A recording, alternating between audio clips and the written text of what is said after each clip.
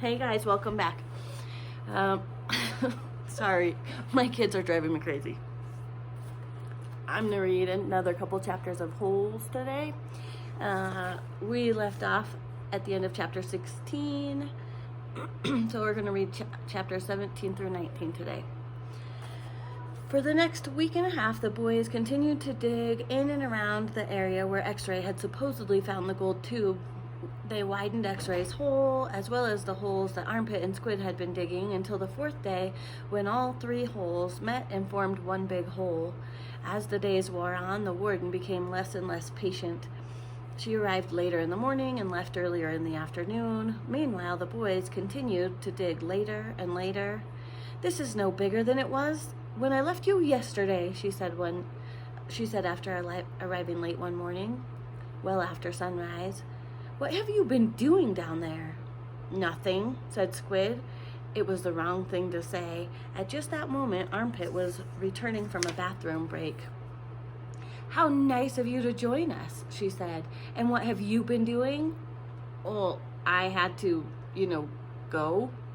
The warden jabbed Armpit with her pitchfork, knocking him backwards and into the hole. The pitchfork left 3 holes in the front of his shirt and 3 tiny spots of blood. "You're giving these boys too much water," the warden told Mr. Pendanski. They continued to dig until late afternoon, long after all of the other groups had finished for the day. Stanley was down in the big hole along with the other 6 boys. They had all stopped using wheelbarrows.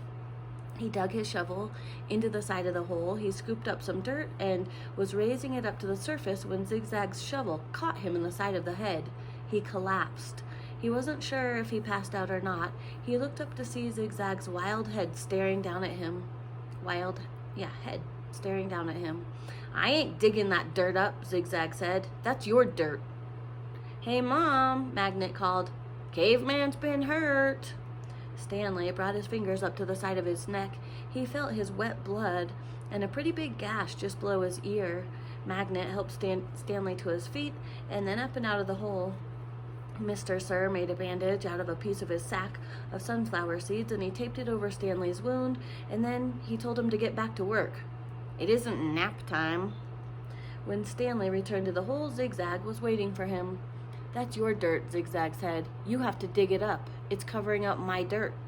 Stanley felt a little dizzy. He could see a small pile of dirt. It took him a moment to realize that it was the dirt which had been on his shovel when he was hit. He scooped it up, and then Zigzag dug his shovel into the ground underneath where Stanley's dirt had been. We're on to chapter 18. The next morning, Mr. Sir marched the boys to another section of the lake, and each boy dug his own hole, 5 feet deep and 5 feet wide. Stanley was glad to be away from the big hole. At least now he knew just how much he had to dig for the day. It was a relief to not have other shovels swinging past his face or the warden hanging around. He dug his shovel into the dirt and then slowly turned to dump it into the pile. He had to make his turn smooth and slow. If he jerked too quickly, he felt a throbbing pain just above his neck where Zigzag's shovel had hit him. That part of his head between the neck and the ear was considerably swollen. There were no mirrors in the camp, but he imagined that he had a hard-boiled egg sticking out of him. The remainder of his body hardly hurt at all. His muscles had strengthened and his hands were tough and calloused. He was still the slowest digger, but not all that much slower than Magnet. Less than 30 minutes later, after Magnet returned to camp, Stanley spat into his hole.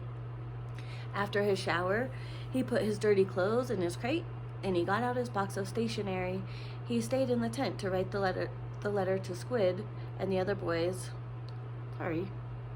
He stayed in the tent to write the letter so that Squid and the other boys wouldn't make fun of him for writing to his mother. "Dear Mom and Dad, camp is hard but challenging. We've been running obstacle courses and we have to swim long distances on the lake. Tomorrow we learn..." He stopped writing as Zero walked into the tent, and then he returned to his letter. He didn't care what Zero thought. Zero was nobody. "Tomorrow we learn to rock climb. I know that sounds scary, but don't worry." Zero was standing beside him now, watching him write. Stanley turned and he felt his neck throb. I don't like it when you read over my shoulder, okay? Zero said nothing. I'll be careful. It's not all fun and games here, but I think that I'm getting a lot out of it. It builds character, and the other boys... I don't know how, Zero said. What? Can you teach me? Stanley didn't even know what he was talking about. Teach you what? To rock climb? Zero stared at him with penetrating eyes. What? Stanley said. He was hot and tired and sore. I want to learn to read and write, said Zero. Stanley let out a short laugh. He wasn't laughing at Zero. He was just surprised. All this time he had thought that Zero was reading over his shoulder. Sorry, he said. I don't know how to teach. After digging all day, he didn't have enough strength to try to teach Zero to read and write.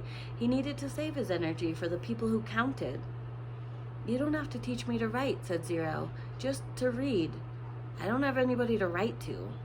Sorry, Stanley said again. His muscles and his hands weren't the only part of his body that had toughened over the past several weeks. His heart had hardened as well. He finished his letter. He hardly had enough moisture in his mouth to seal the stamp in the envelope. It seemed that no matter how much water he drank, he was always thirsty. Okay, that was the end of chapter 18. We'll read chapter 19 and call it a day. He was awakened one night by a strange noise. At first, he thought that it might have been some kind of an animal. It frightened him. But as the sleep cleared from his head, he realized that the noise was coming from the cot next to him. Squid was crying. You okay? Stanley whispered. Squid's head jerked around. He sniffed and he caught his breath. Yeah, I'm fine, he whispered, and then he sniffed again. In the morning, Stanley asked Squid if he was feeling better. What are you, my mother? Asked Squid. Stanley raised and lowered one shoulder. I got allergies, okay? Squid says. Okay, said Stanley. You open your mouth again, and I'll break your jaw. Stanley kept his mouth shut most of the time. He didn't talk too much to any of the boys, afraid that he might say the wrong thing. They called him caveman and all that, but he couldn't forget that they were dangerous, too. They were all here for a reason. As Mr. Sir would say, this wasn't a Girl Scout camp. Stanley was thankful that there were no racial problems. X-Ray, Armpit, and Zero were black. He, Squid, and Zigzag were white. Magnet was Hispanic. On the lake, they were all the same reddish-brown color. The color of dirt. He looked up from his hole to see the water truck and its trailing dust cloud. His canteen was almost a quarter full. He quickly drank it down, and then he took his place in line behind Magnet and in front of Zero. The air was thick with heat and dust and exhaust fumes. Mr. Sir filled the canteens. The truck pulled away. Stanley was back in his hole, shovel in his hand, when he heard Magnet call out, Anybody want some sunflower seeds? Magnet was standing at ground level, holding a sack of seeds. He popped a handful into his mouth, chewed and swallowed, shells and all. Over here, called X-Ray. The sack looked to be about half full. Magnet rolled up the top, and then he tossed it to X-Ray. How'd you get them without Mr. Sir seeing you? Asked Armpit. I can't help it, Magnet said. He held both of his hands up, wiggling his fingers, and he laughed. My fingers are like little magnets. So that's where his nickname comes from. He's a good thief. The sack went from X-Ray to Armpit to Squid. It's sure good to eat something that doesn't come from a can, said Armpit. Squid tossed the sack to Zigzag. Stanley knew that it would come to him next. He didn't even want it. From the moment Magnet shouted, anybody want some sunflower seeds, he knew that there would be trouble. Mr. Sir was sure to come back, and anyway, the salted shells would only make him thirsty. Coming your way, caveman, said Zigzag. Airmail, special delivery. It was unclear whether the seeds spilled before they got to Stanley or after he dropped the bag. It seemed to him that Zigzag hadn't rolled up the top before throwing it, and that was the reason that he didn't catch it. But it all happened very fast. One moment the sack was flying through the air, and the next thing Stanley knew, the sack was in his hole, and the seeds were spilled across the dirt. Oh man, said Magnet. Sorry, said Stanley as he tried to sweep the seeds back into the sack. I don't want to eat dirt, said X-Ray. Stanley didn't know what to do. The truck is coming, shouted Zigzag. Stanley looked up at the approaching dust cloud and then back down at the spilled seeds. He was in the wrong place at the wrong time. What else is new? He dug his shovel into his hole, and he tried to turn over the dirt and bury the seeds. What he should have done, he realized later, was to knock one of his dirt piles back into his hole. But the idea of putting dirt into his hole was unthinkable. "Hello, Mr. Sir," said X-Ray. "Back so soon?" "It seems like you were just here," said Armpit. "Time flies when you're having fun," said Magnet. Stanley continued to turn the dirt over in his hole. "You Girl Scouts having a good time?" asked Mr. Sir. He moved from one hole to another. He kicked a dirt pile by Magnet's hole, and then he moved over to Stanley. Stanley could see 2 seeds at the bottom of his hole. As he tried to cover them up, he unearthed the corner of the sack. "Well, what do you know, caveman?" said Mr. Sir, standing over him. "It looks like you found something." Stanley didn't know what to do. "Dig it out," said Mr. Sir. "We will take it to the warden. Maybe she'll give you the rest of the day off." It's not anything," Stanley muttered. "Let me be the judge of that," said Mr. Sir. Stanley reached down and he pulled up the empty burlap sack. He tried to hand it to Mr. Sir, but he wouldn't take it. "So, tell me, caveman," said Mr. Sir, "how did my sack of sunflower seeds get into your hole?" "I stole it from your truck." "You did?"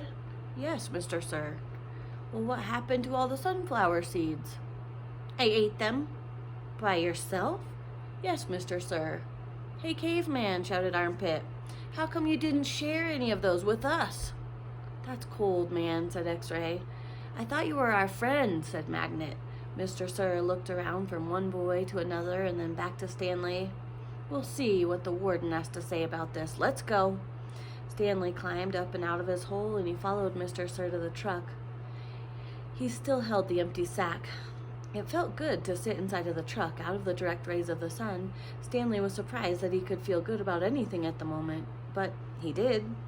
It felt good to sit down on a comfortable seat for a change, and as the truck bounced along on the dirt, he was able to appreciate the air blowing through the open window and onto his hot and sweaty face. All right, that's chapter 20. Well, we'll start chapter 20 tomorrow. Have a good night.